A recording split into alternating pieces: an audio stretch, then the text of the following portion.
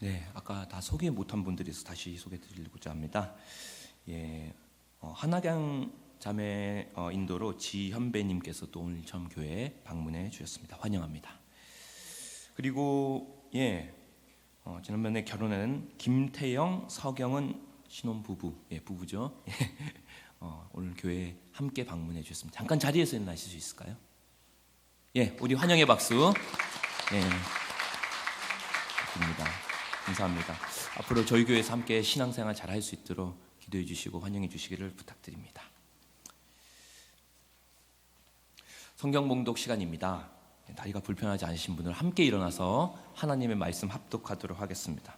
신약 성경 로마서 2장 1절부터 5절까지 말씀입니다.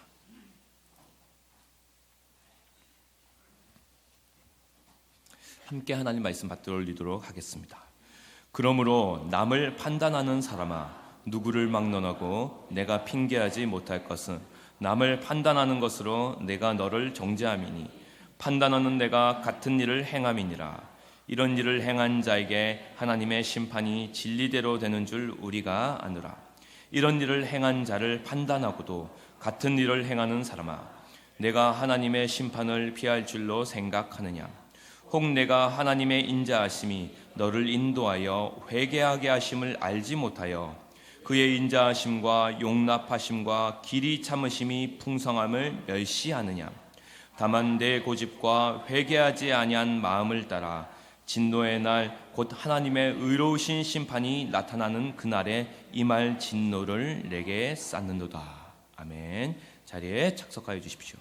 오 사람아 라는 제목으로 하나님의 말씀 선포가 있겠습니다.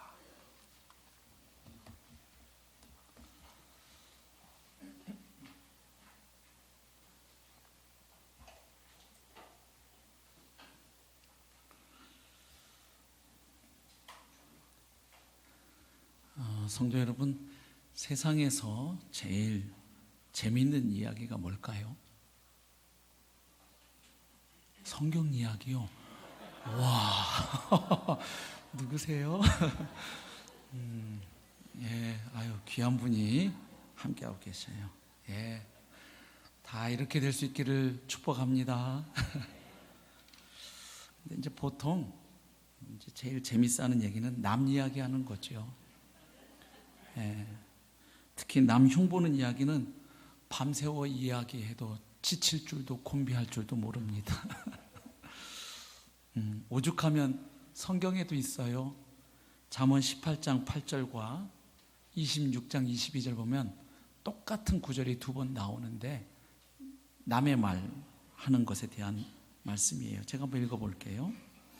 남의 말 하기를 좋아하는 자의 말은 별식과 같아서 뱃속 깊은 데로 내려가느니라. 세 번역으로 읽어볼게요. 헐뜯기를 잘하는 사람의 말은 맛있는 음식과 같아서 뱃속 깊은 데로 내려간다. 얼마나 맛있으면. 네. 근데 왜 우리가 남의 말 하는 걸 좋아할까요? 우선 내 이야기 안 하고 싶으니까 그런 것도 있겠죠. 남의 말 하는 동안은 내 얘기 안 해도 되니까요. 근데 거기엔 또 한 가지 이유가 있어요. 대리만족이 있는 거죠. 자기 만족이 있는 겁니다. 다른 사람의 약점이나 허물, 또 연약함, 죄악을 드러내고 지적할 때 자연스럽게 우리 마음에 이런 생각이 들게 되죠. 나는 그 사람과는, 그들과는 달라. 나는 다른 사람이야. 아니면 적어도 나는 그 사람보다는 그래도 좀 나은 사람이야. 좀 더 착한 사람이야. 좀 더 유능한 사람이야. 좀 더 성실한 사람이야. 이런 생각이 들죠. 근데 이제 문제는 우리가 다른 사람에 대해서 말할 때 혹은 평가할 때 자꾸 이중잣대를 적용한다는 거죠. 이른바 내로남불. 그죠? 올해 한국 사회에서 특히 정치권에서 많이 회자되었던 말이기도 합니다. 내가 하면 로맨스이고 남이 하면 불륜이라는 뜻이죠. 그런 거 많잖아요. 내가 결정을 안 하고 미루고 있으면 왜 그렇다고 생각하죠? 신중하니까. 남이 그러고 있으면요, 우유부단하니까 이렇게 되는 거잖아요. 예. 대한민국 교통 질서가 이렇게 엉망인 이유도 그때그때 달라지죠. 내가 운전에 가고 있는데 누가 끼어들면 끼어드는 놈이 문제예요. 그러나 내가 또 깜빡이 켜고 들어가려고 하는데 샥 달려오면 안 끼워주는 놈이 문제죠. 예. 그때그때 달라요가 되는 거죠. 예. 그래서 우리는 자신에 대해서는 참 관대한데 다른 사람들을 판단하거나 평가하는 데는 참 박하고 가혹한 경향이 있죠. 그래서 내가 뭐 잘못했을 때는 이유가 다 있어요. 그때 피곤했으니까 그랬지. 그때 상황이 너무 어려웠으니까 그랬지.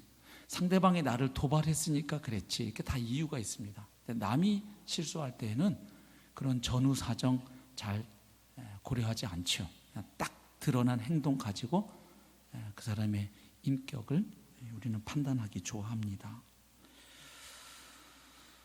다른 사람의 수치스러운 행동에 대해서는 아주 흥분해서 자기 의에 가득한 분노를 발하지만 내가 또 똑같은 행동할 때는 별로 이렇게 심각하게 생각하지 않는 경향이 있죠. 예. 그래서 17세기의 정치 철학자인 토마스 홉스는 이런 말도 남겨놓았습니다. 다른 사람들의 불완전함을 알아냄으로써 자기 자신을 유리하게 만들고야 만다. 사람이란. 예. 그러니까 남을 불완전하게 만들어서 나를 이렇게 유리하게 좀 더 나은 위치에 고지에 갖다 놓으려는 경향을 지적한 꼬집은 말이죠. 예. 프로이드도 이런 우리의 어떤 그 도덕적인 이런 고개 현상을 투사라는 말로 표현을 했거든요. 그런데 프로이드보다 훨씬 오래전에 수십 세기 전에 사도 바울이 사실 이것을 오늘 본문에서 지적을 하고 있습니다. 오늘 본문에서 바울은 인간이 가지고 있는 그 희한한 특성, 그 이상한 약점, 자신을 제외한 모든 사람들에게 아주 그 비판적이고 가혹한 우리의 그 속성을 여지없이 드러내고 있습니다. 그 사람이 누구인지는 2장 1절에 나오죠. 그러므로 남을 판단하는 사람아. 남을 판단하는 사람입니다. 여기서 남을 판단하는 사람은 특별히 여기 지금 그러므로라는 접속사가 있는 것처럼 그 앞에 1장 18절부터 32절의 내용과 지금 연결되어 있습니다.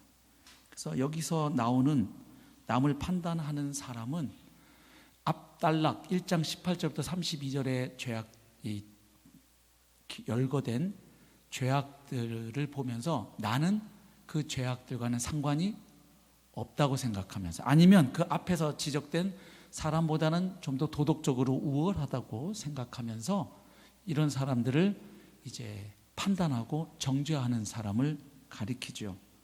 그래서 지금 인칭 대명사의 변화가 나타나고 있어요. 1장 18절부터 32절은 사용되는 인칭 대명사가 3인칭 복수형입니다. 그들이 이렇게 표현되어 있어요. 그렇죠? 예를 들면 그들이 마음에 하나님 두기를 싫어했다. 뭐 이런 식으로 하나님께서 그들을 부끄러운 욕심에 내버려 두셨다. 이렇게 그들이라고 지칭되어 있습니다. 그런데 갑자기 2장 딱 들어오면 사도 바울이 방향을 확 틀어버립니다. 너 이렇게 이야기합니다. 그래서 2인칭 단수형이에요. 보십시오. 2장 1절 그러므로 남을 판단하는 사람아 누구를 막론하고 네가 너라는 대명사가 나와요. 핑계하지 못할 것은 핑계하지 못한다는 게 그 앞에 1장 20절에도 있었잖아요. 예. 근데 2장 1절에도 또 나옵니다. 네가 핑계하지 못할 것은 남을 판단하는 것으로 네가 너를 정죄함이니 판단하는 네가 같은 일을 행함이니라. 자, 그래서 지금 바울이 좀 특별한 수사법을 쓰고 있어요. 이게 당시에 그 헬라사에서 많이 쓰던 일종의 문학적인 표현법인데 디아트리베라고 하는 표현법입니다. 이건 뭐냐 하면 이야기를 하다가 좀 더 이야기를 분명하게 전달하기 위해서 가상의 대화 상대자를 초청하는 거예요. 아니면 설정을 해요. 그리고 그 가상의 대화 상대자와 논쟁을 벌이거나 질문하고 답하고 이렇게 대화를 이어가는 방식으로 어떤 이야기를 전하는 방식이 바로 디아트리베, 대화체 방식입니다. 그래서 지금 2장 1절에 나오는 너라고 하는 사람은 가상의 이제 대화 상대자를 사도 바울이 초청하는 거예요. 소환하는 거예요. 너. 자, 그러면 여기서 너가 누굴까요? 너가 누구죠? 너가 너죠. 예, 일단 너는 남을 판단하는 사람인 건 2장 1절에서 확인할 수 있어요. 그래서 분명한 건 이거죠. 1장에서 지적된 그 엄청난 죄악상들을 보면서 적어도 나는 이 사람들하고는 달라 이렇게 생각하면서 그 사람들을 향해서 그래, 그 사람들은 죄인이지, 하나님께서 심판하셔도 싸지, 지옥에 땔감이 돼도 괜찮은 사람들이지, 이렇게 생각할 그 어떤 사람을 향해서 지금 하는 말이에요. 그래서 특별히 두 가지 가능성이 있습니다. 하나는 아주 도덕적인 우월감을 가지고 있는 헬라인, 이방인일 수 있어요. 왜냐하면 바울 당시에 그 헬라 세계를 보면 지금 1장에서 지적한 이런 죄악들이 만연해 있긴 했지만 모든 사람들이 또 다 그런 건 아니었어요. 예. 물론 이 헬라 로마 사회에서 동성애의 죄악 같은 것을 오히려 미화하고 찬양하기도 했거든요. 그러나 또 그 모든 사람들이 그랬느냐? 그렇지가 않았어요. 가령 그 에픽테투스 같은 철학자, 그리고 디오크리소스토무스 같은 철학자, 이 바울과 동시대의 헬라 철학자들인데, 이 사람들은 지금 로마서 1장 그 뒷부분에 나오는 죄악들, 그런 것들을 이야기하면서 이렇게 살면 안 된다고, 그렇게 살지 말라고, 도덕적으로 의롭게 정의롭게 살아야 된다고 가르쳤던 스승들이에요. 그래서 그런 사람을 염두에 뒀을 수도 있죠. 그렇죠? 나는 적어도 이렇게 야만인처럼 사는 사람들하고는 달라 생각하는 도덕적인 우월 의식을 가지고 살아가는 이방인들, 헬라인들을 생각했을 수도 있습니다. 그러나 그것보다 더 가능성이 높은 것은 유대인입니다. 예. 물론 1장에서 바울은 인류 전체의 죄악을 폭로한 겁니다. 어떤 죄였습니까? 불의로 진리를 막는 사람들의 모든 불경건과 불의에 대하여 하나님의 진노가 하늘로부터 나타나고 있다고 폭로했죠. 선포했습니다. 그래서 그 하나님을 알면서도 하나님을 거부하는 그 죄, 그래서 우상숭배, 그리고 그 우상숭배로부터 파생되는 도덕적인 타락들, 성적인 타락, 그리고 온갖 사회적인 범죄들, 여기에는 기본적으로 이방인도 들어가지만 유대인들도 예외는 아니었죠. 이스라엘 역사를 보면 그들의 역사에도 우상숭배의 죄악, 도덕적 타락, 성적 타락, 온갖 사회적 죄악들이 사실 이스라엘 백성의 역사라고 다르지 않았어요. 그러나 그럼에도 불구하고 많은 유대인들은 여기에 나오는 이 동성애라든지 이런 것들을 보면서 이거는 저 하나님을 모르는 저 이방인들, 그래서 지옥의 땔감으로 들어가도 아깝지 않을 저 야만인들을 향해서 하는 이야기로구나, 이렇게 생각했을 가능성이 매우 높죠. 그래서 지금 그들을 향해서 너, 이렇게 지금 바울이 이야기를 하고 있습니다. 이걸 확인할 수 있는 게 2장 4절 때문이에요. 한번 보십시오. 이 너라는 사람이 어떤 사람인지 한번 보시면, 혹 네가 하나님의 인자하심이 너를 인도하여 회개하게 하심을 알지 못하여 그의 인자하심과 용납하심과 길이 참으심이 풍성함을 멸시하느냐, 이렇게 이야기합니다. 근데 지금 4절에 나온 이 어휘들을 보면 바울이 하나님과 이스라엘 백성 사이에 맺어진 그 언약적 관계를 나타내거나 반영하는 어휘를 아주 의도적으로 많이 쓰고 있다는 것을 금방 알 수 있어요. 예. 지금 여기 나오는 단어 보시면 하나님의 인자하심, 또 뭐가 나오죠? 하나님의 용납하심, 또 하나님의 길이 참으심, 뭐 이런 단어 보이시죠?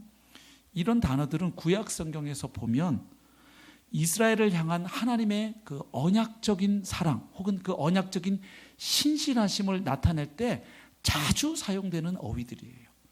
혹은 유대인들이 가지고 있는 그 선민적인 지위를 언급할 때 또 사용되는 개념들이기도 했습니다.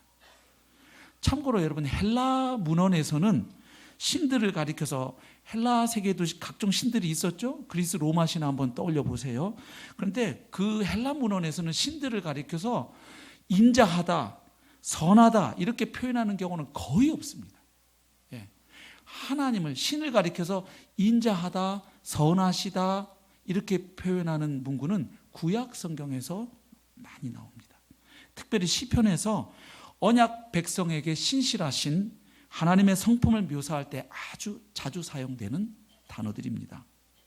그래서 하나님께서 이스라엘 백성들에게 주신 그 약속들에 아주 신실하신 그런 언약의 하나님으로 나타나시거나 그렇게 행동하실 때 어김없이 그런 맥락에서는 하나님이 자신을 선하고 인자하신 분으로 소개합니다.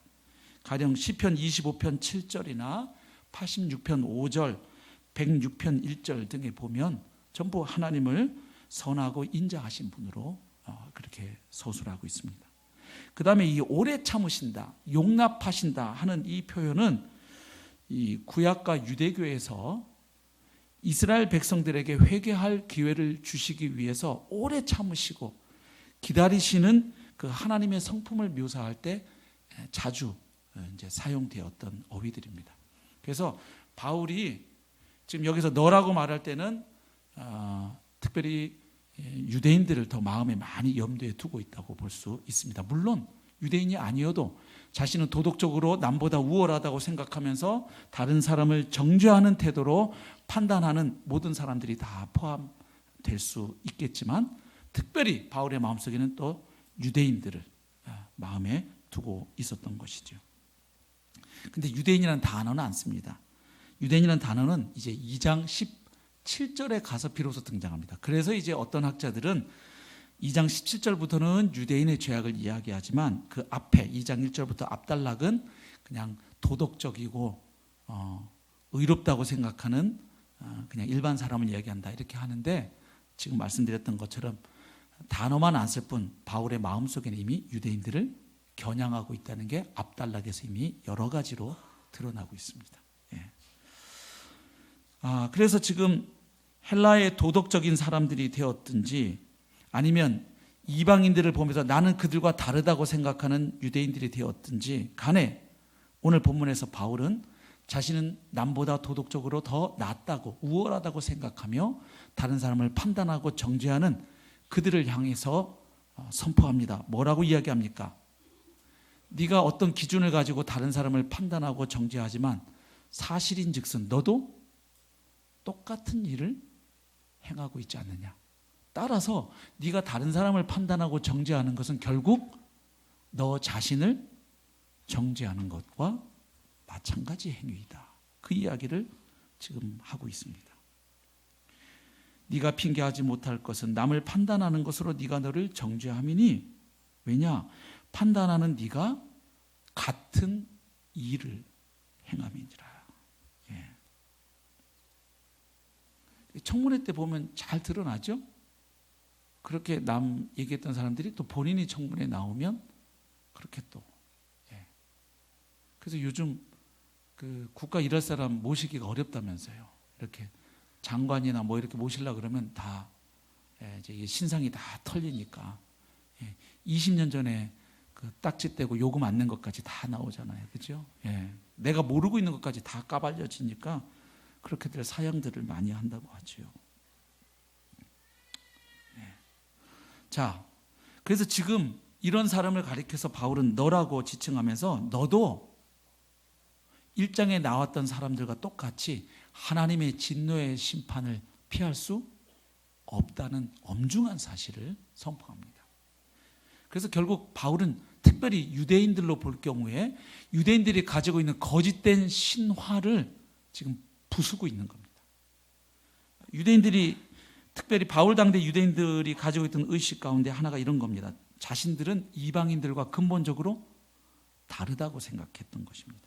왜냐하면 자신들은 하나님의 선택을 받은 언약 백성, 하나님의 선민이기 때문에 그리고 자신들에게는 유대인들에게 없는 하나님이 주신 거룩한 율법이 있고 또 자신들은 할례받은 백성이기 때문에 그것들이 자신들을 지켜주고 또 보호해 준다고 생각했던 겁니다.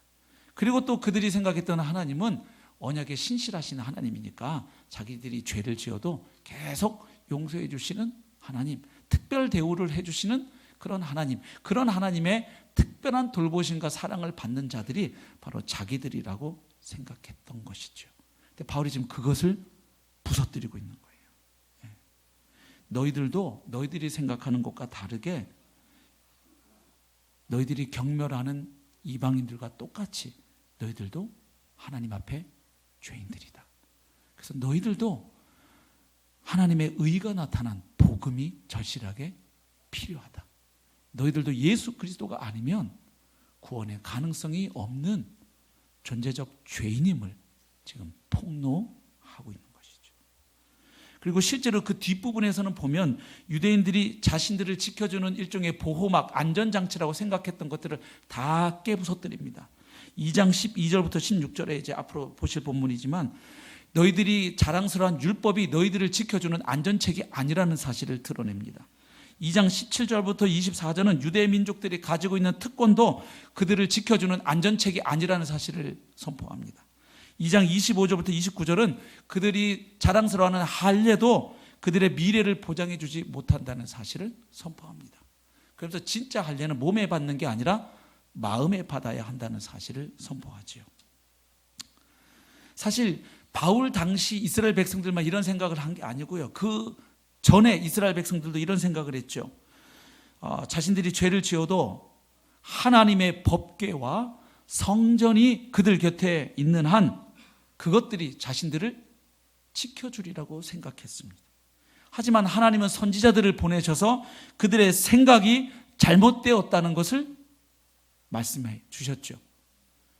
우리 얼마 전에 수요일 날 예레미야서도 공부했는데 기억나시죠? 예레미야 시대에도 거짓 선지자들은 예루살렘 성전이 있는 한 우리는 절대로 바벨론 제국에 망할 수 없다고 선포했어요. 그러나 예레미야는 이제 하나님이 심판을 작정하셨기 때문에 우리 이스라엘은, 이 유다는 바벨론 제국에 의해서 망하게 되고 포로로 끌려갈 것을 예언했던 것이죠. 예언한 대로 됐죠. 하나님은 선지자들을 통해서 그들의 생각이 틀렸다는 사실을 지적하시고 이스라엘 역사 가운데 보면 때때로 전쟁, 기근, 질병 이런 것들을 통해서 그들을 심판하셨어요. 그래서 그들의 잘못된 환상을 깨뜨리셨죠. 막 법궤에 있으면 전쟁에서 이길 줄 알았는데 오히려 어떻게 됩니까? 법궤 들고 나갔다가 이방인들에게 법궤를 뺏겨버리는 그런 수치를 당하죠. 예. 결국 북왕국 이스라엘도 주전 722년에 아수르 제국에 의해서 완전히 멸망해버리고 남왕국 유다도 주전 586년에 바벨론의 느부갓네살에 의해서 완전히 망해버리죠. 예루살렘 성전 완전히 초토화돼 버렸습니다. 그래서 그랬던 것처럼 바울은 지금 오늘 본문에서 유대인들의 잘못된 환상을 깨어버리고 있는 것입니다. 너희들도 똑같이 이방인들과 마찬가지로 하나님 앞에 죄인이고 하나님의 심판을 피할 수가 없다는 이 엄중한 사실을 선포하고 있는 것입니다. 그래서 이것을 좀 더 그들에게 받아들일 수 있도록 돕기 위해서 2절에 보면 유대인이라면 다 동의하고 있는 이 공인적인 명제 하나를 언급합니다. 2절 보시면 이런 일을 행하는 자에게 하나님의 심판이 진리대로 되는 줄 우리가 아노라 이렇게 말합니다. 이 우리가 아노라 이 표현은 일반적으로 아주 보편적으로 공인된 사실을 언급할 때, 소개할 때 사용하는 표현법이에요. 그러니까 이 내용은 나만이 아니라 너희들도 원래 알고 있던 거잖아. 뭐 말하자면 이런 화법입니다. 그래서 바울은 유대인들 가운데 공인된 지식, 즉 하나님께서는 심판주이기도 하신데 그 심판은 진리대로 이루어지는 심판이다. 그래서 여기 하나님의 심판이 진리대로 된다는 말은 한 두 가지 정도 의미가 있습니다. 하나는 하나님 자신의 진실하심에 따라 하나님의 공의에 따라 심판이 이루어진다. 혹은 그 다음 2장 6절에 나타난 것처럼 하나님은 각 사람의 외모를 보지 않으시고 인종, 성별 이런 거 따지지 않으시고 각 사람이 행한 그대로 공평무사하게 보응하시고 심판하신다. 이 내용을 의미할 수도 있습니다. 그래서 이건 유대인들이 보편적으로 인정했던 내용이에요. 그래서 너희들 1장에 언급된 이런 악한 일을 행하는 사람들 하나님께서 공의대로 진리대로 심판하신다는 거 너희 알고 있잖아. 근데 유대인들은 그걸 알지만 거기에 자기들은 해당이 되지 않는다고 여겼던 거죠. 근데 지금 바울이 그런데 너희들도 똑같잖아. 너희가 비난하고 정죄하는 그 사람들하고 같은 일을 하니까 너희에게도 하나님의 심판이 진리대로 되는 게 마땅하잖아. 너희가 알고 있는 내용이잖아. 지금 그 이야기를 하는 것입니다. 그래서 3절에서 보면 너희들이 이미 알고 있는 지식을 따라 너희 자신에게 적용해 보라고 이렇게 이야기합니다. 이런 일을 행하는 자를 판단하고도 같은 일을 행하는 사람아, 네가 하나님의 심판을 피할 줄로 생각하느냐. 너 하나님의 언약 백성 선민이라는 이유로, 율법 있고 할례 받았다는 이유로 하나님의 심판에서 면제되어 있다고 착각하는데 착각하지 마라. 네가 하나님의 심판을 피할 줄로 생각하느냐? 아니, 하나님의 심판은 피할 수 없는 심판이요 공의로운 심판이다. 그걸 이야기합니다. 그래서 지금 1절부터 3절에서 우리는 이 본문에 나오는 너라는 사람이 자신에 대하여 착각하고 있는 사람인 것을 보게 되죠. 자신은 꽤 의롭고 정의롭고 착하다고 생각하는 사람, 그래서 다른 사람을 판단하고 정죄할 수 있는 자격이 있다고 착각하는 사람을 향해서 바울은 오 사람아 이렇게 탄식을 합니다. 오늘 본문을 헬라어로 읽으면 아주 인상적으로 다가오는 문구가 오 안드로페 하는 단어예요. 이게 한글 성경에서는 이렇게 돼 있죠. 1절도 보면 남을 판단하는 사람아 그냥 이렇게 돼 있잖아요. 근데 원문에는 오 사람아 이렇게 돼 있어요. 그리고 3절도 보면 이런 일을 행하는 자를 판단하고도 같은 일을 행하는 사람아 그냥 이렇게 부르는 형식인데 역시 오 사람아 이렇게 탄식합니다.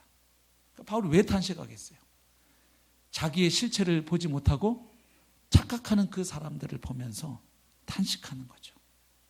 자신을 볼 줄 모르는 사람들을 보며 바울이 탄식을 합니다. 여기에서 우리가 들을 수 있는 하나님의 음성이 하나 있죠. 우리가 남을 판단하고 정죄하는 데 쓸 에너지가 있다면 그 에너지를 차라리 누구에게? 자신을 하나님 앞에서 살피고 성찰하는 데 써야 된다는 메시지를 듣게 되죠. 예. 왜냐하면 우리는 다른 사람에 대해 정죄하면서도 사실 나도 똑같은 일을 하고 있기 때문에. 그래서 우리가 기억해야 할 것은 이것입니다. 우리가 다른 사람들의 죄에 대해서, 허물에 대해서 이렇게 정확하게 판단할 수 있는 그런 능력, 그런 분별력을 가졌다고 해서 내가 그 죄로부터 자유로운 존재라는 것을 말해주지는 않아요. 아는 거하고 행하는 게 다르니까요. 타인의 죄를 분별하는 능력이 곧 내가 그 죄를 이길 수 있는 능력이 되지는 못하는 거예요. 그래서 타인의 죄를 보는 그 날카로운 눈을 차라리 우리 자신에게로 돌리라고 본문은 말해줘요. 다른 사람의 죄가 아닌 우리 자신의 죄에 대해 민감해질 것을 말합니다. 왜 그럴까요? 여러분 십자가 앞에 서면 누구 죄가 보이던가요? 내 죄가 보이던가요? 옆 사람 죄가 보이던가요? 옆 사람 죄가 보이면 아직 십자가 앞에 서신 게 아니에요. 십자가 앞에 서면 죽을 수밖에 없는 내 죄가 보입니다. 그래서 그 십자가 앞에 날마다 서는 사람은 다른 사람의 죄와 허물을 볼 때, 또 다른 사람이 자신의 연약함과 죄를 고백하고 간증할 때 저런 사람이었어? 이런 생각할 겨를이 없어요. 그 지체의 그 간증을 들을 때 누구의 죄가 보입니까? 내 죄가 보이기 때문이에요. 아직 내가 안 했으면 아직 안 한 걸 뿐이거나 아직 안 들킨 죄죠. 떡이 두 종류 있다 그러잖아요. 하나는 썩어가지고 파리때가 달라붙은 더러운 떡 먹을 수 없어요. 그런데 또 하나는 겉으로는 아무 문제가 없어서 그냥 탁 한 입 깨물었더니 쉬어 터진 떡이에요. 똑같죠. 먹을 수 없다는 면에서는. 우리말에 50보, 100보라는 말이 있어요. 그는 그 일을 행했고 나는 아직 안 행했을 뿐이죠. 언젠가 행할 수 있죠. 그리고 그는 들켰고 나는 아직 안 들켰고. 그래서 우리말에 남의 흉 한 가지면 내 흉 10가지다 이런 말이 있어요. 그리고 남을 향해서 한 손가락을 가리키면 세 손가락은 누구를 가리키죠? 자신을 가리킵니다. 그래서 우리가 자꾸 근데 그런데도 하는 이유는 남을 지적하는 동안 나는 그런 잘못이 없다는 착각이 우리를 이렇게 띄워주잖아요. 그래서 도둑들이 옛날에 물건 훔쳐 도망갈 때 뭐라고 소리친 줄 아세요? 도둑이 물건 훔쳐서 도망가면서 도둑 잡아라 이러고 도망갔대요. 그 뭐예요? 자기는 도둑이 아니라는 얘기죠. 도둑을 신고한 사람이 되는 거죠. 선량한 시민이 되죠. 자, 오늘 본문은 나는 좀 다르다는 착각을 하고 사는 우리 모두에게 하나님 앞에서 너 자신을 정말 한번 살펴보렴. 그렇게 말씀하시는 거죠. 남에게 들이댔던 잣대를 정말 너 자신한테 한번 적용해 보렴. 그러면 네가 어떤 자인지, 정말 네가 하나님의 은혜, 그리스도를 통한 대속의 은혜가 아니면 너는 도무지 가망이 없는 자임을 네가 발견할 텐데, 그것을 본문은 말해주고 있습니다. 원래 그 남의 어떤 게 자꾸 보일 때는 사실 그게 내 안에 있는 거일 경우가 많죠. 그래서 옛날 어르신들 말 중에 보니까 얌체 시누이가 얌체 올케를 못 봐준다 이런 말이 있더군요. 왜 그럴까요? 얌체짓이 무엇인지 자기가 알고 있기 때문에. 그렇죠. 모임 중에 유난히 이기적인 행동을 하는 사람을 누가 지적하죠? 다른 사람들 다 그냥 무심하게 지나가는데 이상하게 나만 그걸 막 못 참겠는 거예요. 그래서 그걸 쏴붙이고 있다 그러면 사실은 내가 그와 똑같을 가능성이 있습니다. 아주 부자들을 향해서 심하게 욕하는 사람은 사실 자신 안에 부자가 되고 싶은, 부하고 싶은 욕망이 있는데 자기한테는 그런 기회와 여건이 주어지지 않아서 화가 나 있는 경우가 많아요. 나에게도 그런 기회만 주어진다면 더 해먹을 수 있는 거죠. 또 다른 사람이 권위적이라고 비판하는 사람은 거의 보면 자기가 아주 권위의식이 높은 사람일 때. 그래서 남을 판단하는 대부분의 문제가 사실 우리 안에 있는 경우가 많습니다. 제가 초등학교 때인가 그날 좀 밥을 먹는데 집에 좀 먹을 게 많았어요. 그날 희한하게. 제 기억에 초등학생 때는 거의 밥을 굶고 다녔거든요. 그 이제 시골에서 아버님 목회하실 때 교회에 성미에게 항아리가 있었어요. 그래서 성도님들이 뭐 시골교회 제대로 사례비도 없고 하니까 이렇게 농사에서 쌀을 거기다 채워주시면 밥 먹고 성미 떨어지면 그냥 채워질 때까지 그냥 굶는 거죠. 그래서 뭐 어떤 날은 라면 한 개로 4가족 먹은 기억도 나고, 그래서 그때 아버님이 개발하시던 메뉴가 라면밥이었어요. 라면 한 개에 식은 밥을 넣고 막 끓여요. 그럼 이게 막 불어가지고 1인분이 갑자기 4인분이 되는 놀라운 오병이어까지는 아니지만 약간 기적스러운 역사가 일어나거든요. 근데 그날 무슨 일인지 제가 어릴 때라 기억은 못했는데 먹을 게 좀 많았습니다. 반찬도. 그래서 그날 고기 반찬이었는지 그 생선 갈치였는지 제가 좀 기억이 좀 불확실한데요. 하여튼 제가 좋아하는 게 딱 있었는데 이게 머리가 조금 굵었다고 부모님 눈치가 보여서 이거 계속 젓가락질을 글로 못 가게 있는 거예요. 그래서 뺑 딴 데 이렇게 돌았다 거기 한번 가고 또 돌아서 이렇게 가고 있는데 여기서 눈치 없이 제 동생이 어떻게 했을까요? 거기에 그냥 히로시마 원자폭탄 터뜨리듯이 계속 글로 젓가락에 집중 공략 가는 거예요. 제가 한 번 갈 동안 이 녀석은 한 6번, 7번 가니까 제가 보다 어떻게 했을까요? 야, 부모님 생각은 안 해? 이랬어요. 제 양심적으로 고백합니다. 저 그때 부모님 생각 1도 안 했어요. 뭐 아빠 엄마 생각해서 그런 거 아니에요. 내가 먹고 싶은 걸 저 녀석이 눈치 없이 다 먹는 거예요. 그렇게 꼴 보기 싫고 밉더라고. 내가 하고 싶은 걸 제가 하고 있으니까. 이런 경우가 많아요, 사실. 목장 모임 하면서도 유난히 어떤 사람의 어떤 행동이 자꾸 눈에 거슬리잖아요. 가만 들여다보면 내 모습일 경우가 있어요. 저도 아이들 키우면서 배운 것 중에 아이들의 어떤 행동 유형 가운데 유난히 못 참겠는 거 있죠. 이렇게 화가 확 나는 거 가만 보니까 그게 내 모습일 경우가 많아요. 야, 진짜 씨도둑질 못한다. 어떻게 저런 걸 빼놨냐. 좋은 것도 많이 놔두고 막. 그래서 아이들에게서 내 모습이, 특히 내가 싫어하는 내 모습이 나타날 때 우리 굉장히 화나요. 맞죠? 뭐 아닌 척 하셔도 소용없어요. 자, 이렇게 자기에 대해서 착각하는 사람은 또 한 가지 덫에 걸려드는데 그게 뭐냐면 자기에 대해서 착각을 하니까 하나님에 대해서도 오해하는 거예요. 우리 4절 보십시오.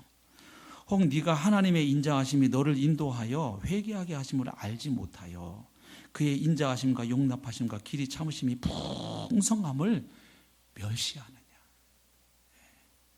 그러니까 하나님의 인자하심과 오래 참으심에 대해서 오해하는 거예요. 하나님이 자신의 죄에 대해서 오래 참으시는 것은 사실 하나님 입장에서는 어떤 생각을 가지고 계신 거죠? 회개할 기회를 지금 주고 계신 거예요. 돌이키라고. 그 죄악에서 돌아서라고. 회개할 기회를 주며 기다려 주시는 건데 어떻게 착각하는 거예요? 아, 나는 하나님의 심판에서 면제받은 사람이야. 내지는 하나님은 그냥 잘 모르시는 것 같아. 내가 이래도. 그리고 하나님은 그냥 이렇게 다 그냥 그때그때 심판 안 하시니까 심판 안 하실지도 몰라. 이런 하나님에 대한 오해죠. 예. 하나님께서 내 죄악을 모르실 것이다. 아니면 심판하지 않으실 것이다. 예. 이게 왜 그러냐면 죄를 지으면 하늘에서 불이 떨어져야 되는데 이게 불이 안 오거든요. 그래서 전도서 8장 11절 보면 이렇게 말씀하고 있습니다. 악한 일에 관한 징벌이 속히 실행되지 아니하므로 인생들이 악을 행하는 데에 마음이 담대하도다. 하나님 있으면 나와보세요. 사실 우리가 죄 지을 때마다 위에서 벼락이 탁 우리 머리에 떨어지면 우리가 이렇게 마음 편하게 죄 못 짓죠. 그죠? 예? 뭐 거짓말 할 때는 한 30볼트 찌릿 이렇게 하고 조금 더 남을 한 대 때리면 막 100볼트 으악 막 이렇게 된다면 그 사실 그렇죠. 예. 근데 죄를 짓고도 우리가 멀쩡하게 밥 잘 먹고 잘 돌아다니거든요.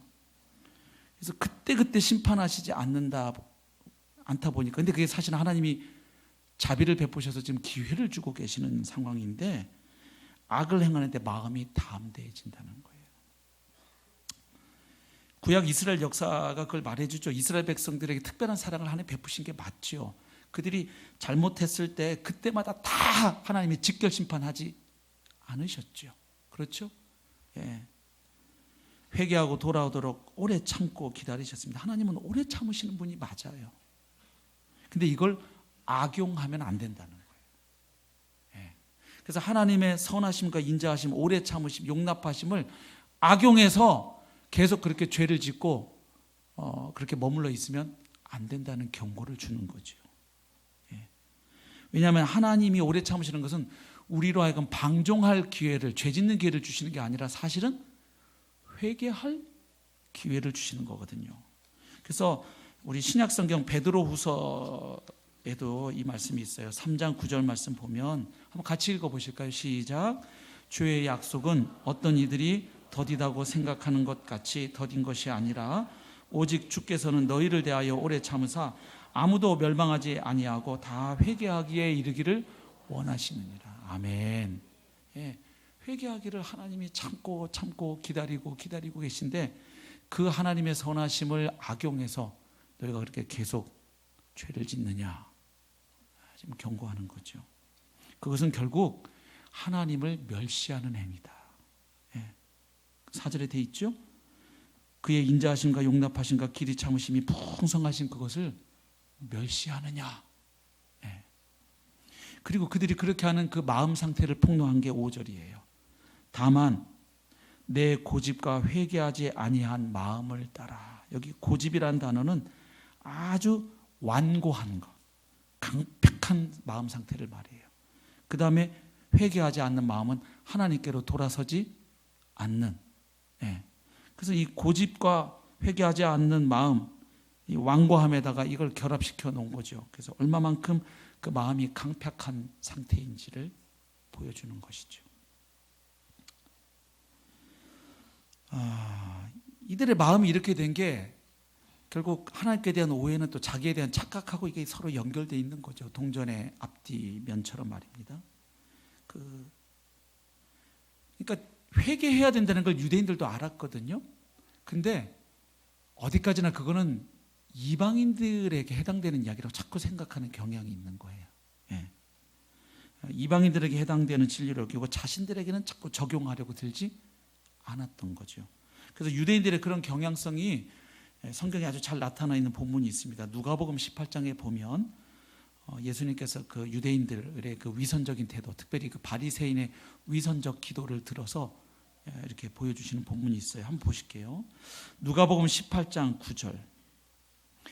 또 자기를 의롭다고 믿고, 보세요. 자기를 의롭다고 믿고 다른 사람을 멸시하는 자들에게 이 비유로 말씀하시되, 두 사람이 기도하러 성전에 올라가니 하나는 바리새인이요 하나는 세리라. 바리새인은 서서 따로 기도하여 이르되, 하나님이여, 나는 다른 사람들 곧 토색, 불의, 간음을 하는 자들과 같지 아니하고 이 세리와도 같지 아니함을 감사하나이다. 자, 지금 이 바리새인의 기도는 핵심이 뭡니까? 나는 쟤랑 달라서 감사합니다, 이거예요.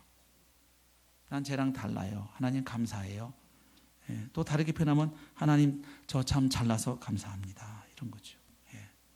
12절, 나는 일에 2번씩 금식하고 또 소득의 11조를 드리나이다 하고, 세리는 멀리 서서 감히 눈을 들어 하늘을 쳐다보지도 못하고 다만 가슴을 치며 이르되, 하나님이여 불쌍히 여기소서, 나는 죄인으로소이다 하였느니라. 내가 너희에게 이르노니 이에 저 바리새인이 아니고 이 사람이 의롭다 하심을 받고 그의 집으로 내려갔느니라. 무릇 자기를 높이는 자는 낮아지고 자기를 낮추는 자는 높아지리라 하시니라. 그래서 지금 그들의 그 굳어진 마음, 완악한 마음, 강팍한 마음을 폭로하면서 너희들의 마음에 할례를 받아야 된다, 그 얘기를 하는 거예요. 실제로 뒤에 로마서 2장 29절 보면 바울이 그렇게 얘기하죠. 오직 이면적 유대인이 유대인이며 할례는 마음에 할지니 영에 있고 율법 조문에 있지 아니한 것이라. 그러니까 너희의 그 굳은 마음, 딱딱한 마음, 강팍한 마음, 고집스러운 마음, 그 마음에 할례가 필요하다. 그래야 너희가 예수 그리스도 앞으로, 복음 앞으로 나올 수가 있다, 이야기합니다. 근데 여러분, 이 마음의 할례는 바울이 처음 쓴 개념이 아니에요. 용어가 아니에요. 이미 구약 때부터 얘기되어 왔던 내용입니다. 한번 확인해 보죠. 신명기 10장 16절 보면 모세가 이렇게 기록을 하고 있습니다. 그러므로 너희는 어디에? 마음에 할례를 행하고 다시는 목을 곧게 하지 말라. 이스라엘 백성들 하나님 앞에 아주 목이 곧은 백성이었거든요. 그래서 그거에 대한 해결책이 뭐냐면 마음에 할례를 행하라. 예레미야 선지자도 같은 이야기를 합니다. 예레미야 4장 4절 같이 한번 읽어보실까요? 시작. 유다인과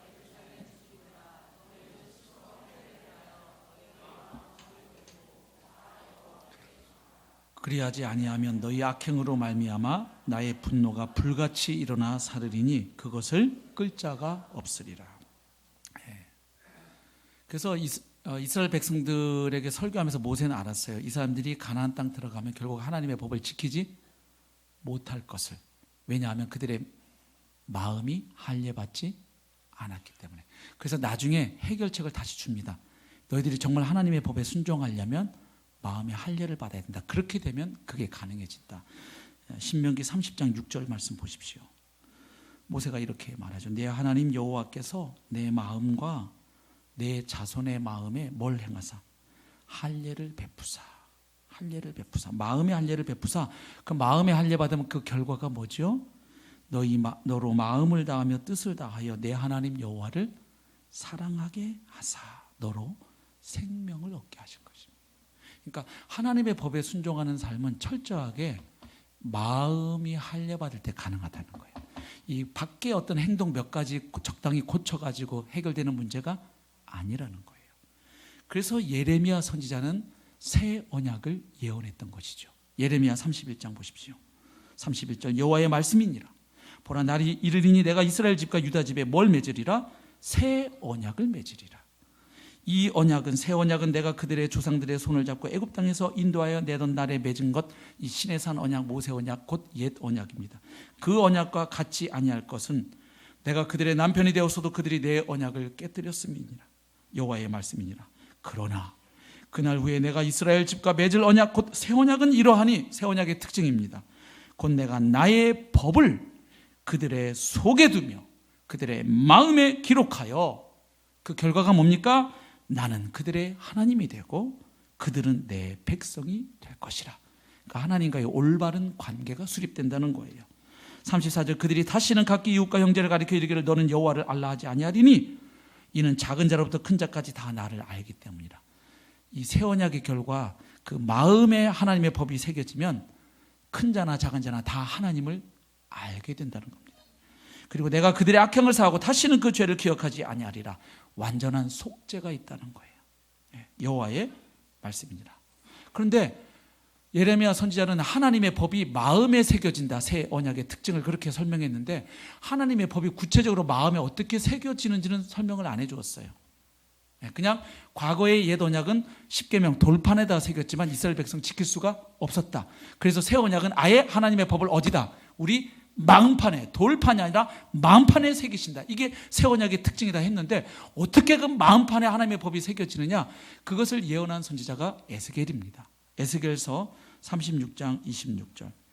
또 새 영을 너희 속에 두고. 그러니까 마음의 할례는 의사가 와가지고 칼로 쥐익 여기 찢은 다음에 심장을 그냥 갈갈이 베어내는 그게 아니고 새 영을 너희 속에 두고 새 마음을 너희에게 주되 너희 육신에서 굳은 마음을 제거하고 부드러운 마음을 줄 것이며. 부드러운 마음, 부드러운 마음. 그 아기 살같이 그 부드러운 마음. 또 내 영을, 하나님의 영을 너희 속에 두어 너희로 어떻게 합니까? 하나님의 영이 부어질 때 그 결과가 뭐예요? 너희로 내 율례를 행하게 하리니 너희가 내 규례를 지켜 행할지라. 내가 너희 조상들에게 준 땅에서 너희가 거주하면서 내 백성이 되고 나는 너희 하나님이 되리라. 역시 결과가 같죠. 하나님과의 올바른 언약적 관계 속에 놓이는 거예요. 그래서 예수님께서는 십자가에 달려 죽기 전에 최후의 만찬에서 자신의 십자가 죽음이 크게 두 가지 제사인 걸 말씀하셨어요. 기억나시죠? 우리 죄를 사하기 위한 완전한 속죄의 희생제사이고 대속의 제사이고, 또 하나는 우리를 새 언약 백성 만들기 위한 새 언약의 제사라는 걸 주님 말씀하셨죠. 그래서 그리스도께서 죽으시고 부활하신 이후에 성도들은 새 언약의 시대를 살아가는 자들이에요. 할렐루야. 그래서 바울이 고린도후서 3장에서 이렇게 말하죠. 너희는 우리로 말미암아 나타난 그리스도의 편지니, 고린도 교회 성도들을 가리켜서 편지라고 이야기합니다. 이는 먹으로 쓴 것이 아니요 오직 살아계신 하나님의 영으로 쓴 것이며 또 돌판에 쓴 것이 아니요 오직 육의 마음판에 쓴 것이라. 여기서 지금 바울이 에스겔서 예레미야서 다 그 말씀들을 염두에 두고 하는 표현들입니다. 6절 그가 또한 우리를 새 언약의 일꾼 되기에 만족하게 하셨으니 율법 조문으로 하지 아니하고 오직 영으로 함이니. 율법 조문은 죽이는 것이요 영은 살리는 것이니라. 그래서 바울은 복음을 깨닫고 받아들인 사람들, 예수님을 그리스도로 주님으로 믿고 하나님의 은혜로 거듭난 성도들, 구원받은 성도들은 전부 하나님의 성령으로 거듭난 자들이기 때문에 이제는 성령을 따라 살아가라고 권면하는 거예요. 그래서 로마서 8장도 보십시오. 우리 나중에 볼 본문이지만 3절 율법이 육신으로 말미암아 연약하여 할 수 없는 그것을 하나님은 하시나니 곧 죄로 말미암아 자기 아들을 죄 있는 육신의 모양으로 보내어 육신의 죄를 정하사. 4절부터 같이 읽겠습니다. 시작. 육신을 따르지 않고 그 영을 따라 행하는 우리에게 율법의 요구가 이루어지게 하려 하심이니라. 아멘. 그러니까 율법 한다고 율법이 지켜지는 게 아니고 성령을 따라 살 때 율법의 요구가 이루어지는 삶이 가능해진다는 거죠. 육신을 따르는 자는 육신의 일을, 영을 따르는 자는 영의 일을 생각하나니 육신의 생각은 사망이요 영의 생각은 생명과 평안이니라. 육신의 생각은 하나님과 원수가 되나니 이는 하나님의 법에 굴복하지 아니할 뿐 아니라 할 수도 없습니다. 육신에 있는 자들은 하나님을 기쁘시게 할 수 없느니라. 만일 너희 속에 하나님의 영이 거하시면, 성령이 거하시면 너희가 육신에 있지 아니하고 영에 있나니 누구든지 그리스도의 영이 없으면 그리스도의 사람이 아니라. 그래서 로마서에 선포되는 복음이 여러 가지가 있는데 그 중에 하나는 예수님의 십자가 대속으로 우리의 지은 죄를 사함받는 것 복음으로 선포합니다. 그게 다가 아니에요. 우리가 지은 죄도 있지만 우리를 끊임없이 죄 짓게 하는 죄의 권세와 세력이 있어요. 그래서 죄 아래에 있다고 이렇게 표현해요. 그래서 거기에서도 실제적으로 해방이 가능하다는 거예요. 누구를 따라 살 때? 성령을 따라 살 때. 왜? 새로운 생명, 예수 생명이 주어졌기 때문에. 그래서 그 원리를 알라는 거예요. 갈라디아에서도 바울이 이렇게 얘기하죠. 5장 16절 같이 한번 읽어볼까요? 시작. 내가 이르노니 너희는 성령을 따라 행하라. 그리하면 육체의 욕심을 이루지 아니하리라. 육체의 소욕은 성령을 거스르고 성령은 육체를 거스르나니 이 둘이 서로 대적함으로 너희가 원하는 것을 하지 못하게 하려 함이니라. 그 다음 잘 보세요. 너희가 만일 성령이 인도하시는 바가 되면 율법 아래 있지 아니하리라. 그래서 성령을 따라 살지 않는 사람들 특징을 보세요. 육체의 일은 분명하니 곧 음행이 첫 번째로 튀어나와요. 더러운 것과 호색과 우상숭배와 주술과 원수 맺는 것과 분쟁과 시기와 분냄과 당짓는 것과 분열함과 이단과 투기와 술 취함과 방탕함과 또 그와 같은 것들이라. 전에 너희에게 경계한 것 같이 경계하노니 이런 일을 하는 자들은 하나님의 나라를 유업으로 받지 못할 것이요. 경고하는 거예요. 복음 받았다고 하나님 은혜로 구원받다면서 계속 죄 가운데 퍼질러 있는 사람들에게 바울이 경고하는 거예요. 그러면서 성령의 열매는 이런 것임을 소개합니다. 오직 성령의 열매는 사랑과 희락과 화평과 오래 참음과 자비와 양선과 충성과 온유와 절제니 이 같은 것을 금지할 법이 없느니라. 그리스도 예수의 사람들은 육체와 함께 그 정욕과 탐심을 십자가에 못 박았느니라. 아멘. 그래서 이 고집스러운 마음, 완악한 마음, 강팍한 마음, 회개하지 않는 마음이 변화되는 길은 하나입니다. 하나님의 성령의 역사가 필요해요. 그리고 이미 성령을 받은 우리들은 그 성령님을 인정하고 그분께 순종하려는 태도가 필요한 줄로 믿습니다. 계시는 분을 안 계신 것처럼 무시하면 큰 죄입니다. 멀쩡히 성령이 내 안에 내주에 계시는데 마치 나 혼자 있는 것처럼, 그래서 사람들만 안 보면 마음대로 죄 짓는 것은 내 안에 계시는 성령님을 근심케 하는 죄가 될 수 있어요. 그렇죠? 예. 그래서 우리가 이 유대인들처럼 우리도 이런 걸로 안전막을 안 세웠으면 좋겠어요. 저 12년 전에 그때 구령상담하고 영접기도 했걸랑요. 저 5년 전에 침례 받았어요. 여기 지금 침례 증서도 있어요. 귀한 은혜죠. 예. 그리고 그때 정말 예수님을 믿었다면 구원 받으신 게 맞겠죠. 근데 그걸 안전막으로 삼아서 계속해서 하나님이 어떤 죄를 보여주시고 지적하시는데 돌이키지 않고 회개하지 않고 그냥 다음 주에 주일날 가서 또 눈물 세 방울 흘리고 하나님 잘못했습니다 하면 되지 뭐 하나님은 은혜로운 분이잖아. 하나님의 자비와 긍휼을 악용하시면 안 돼요. 은혜는 그러라고 주신 은혜가 아니에요. 은혜는 우리로 하여금 더 죄짓도록 방종하도록 몰아가는 힘이 아니고, 은혜는 더 주님께 나아가도록, 주님을 의지하고 신뢰하도록, 나에게 기댈 게 없으니까, 그리고 주님께 순종하도록 만드는 힘이 은혜인 거예요. 바울이 로마서 6장에서도 그 얘기를 하고 있거든요. 그래서 은혜는, 하나님의 은혜는 내가 계속 죄 가운데 퍼즐러 앉아 있는 것을 정당화시켜주는 안전막으로 써먹는 것이 아니라 다시 깨닫고 회개하고 돌이키도록 하는 것이 하나님의 은혜인 줄로 믿습니다. 그래서 도전하고 마치겠습니다.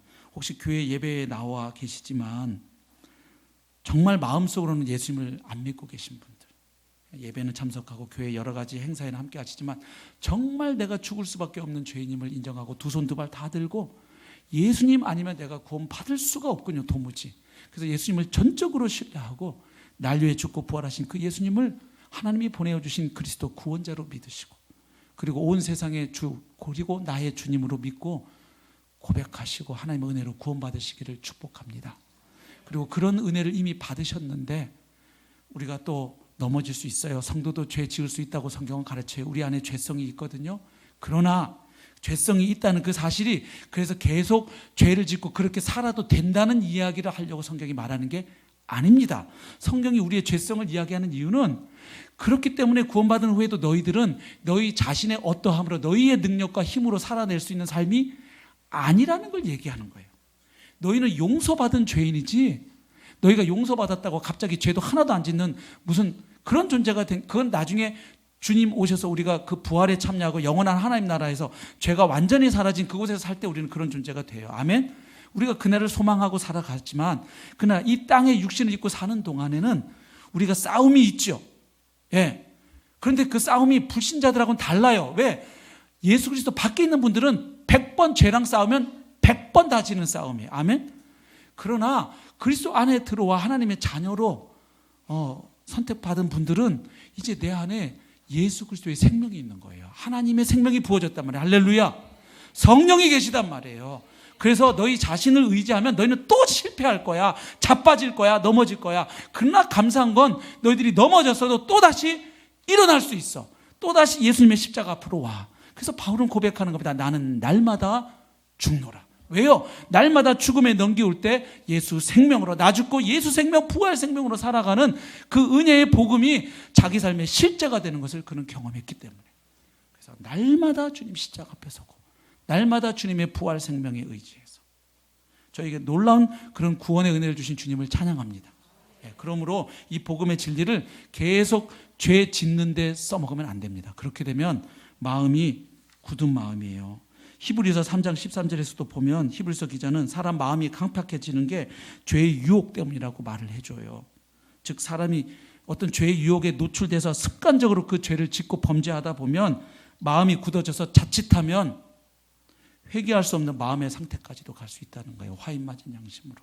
그래서 우리가 이미 구원 받았음에도 불구하고 어떤 죄에 계속 있다면, 하나님이 돌이키기를 원하신다면 하나님의 은혜에 힘입어서 오늘이라도 우리가 돌이키면 하나님은 여전히 우리를 은혜로 대하시고 새롭게 회복시키시는 좋으신 하나님이심을 믿습니다. 그 하나님 앞으로 우리가 돌이켜서 넘어질 때마다 다시 은혜로운 하나님 앞으로, 주님의 십자가 앞으로 우리가 나아가서 끊임없이 나는 주님과 함께 죽음에 넘기운 자고 예수 생명으로 살아가는 자를 믿음으로 선포하시고, 그리고 선포한 그 진리가 저와 여러분의 삶 가운데 점점 더 풍성한 실제로 능력으로 경험되시기를 주님의 이름으로 축복합니다. 우리 함께 찬양하겠습니다.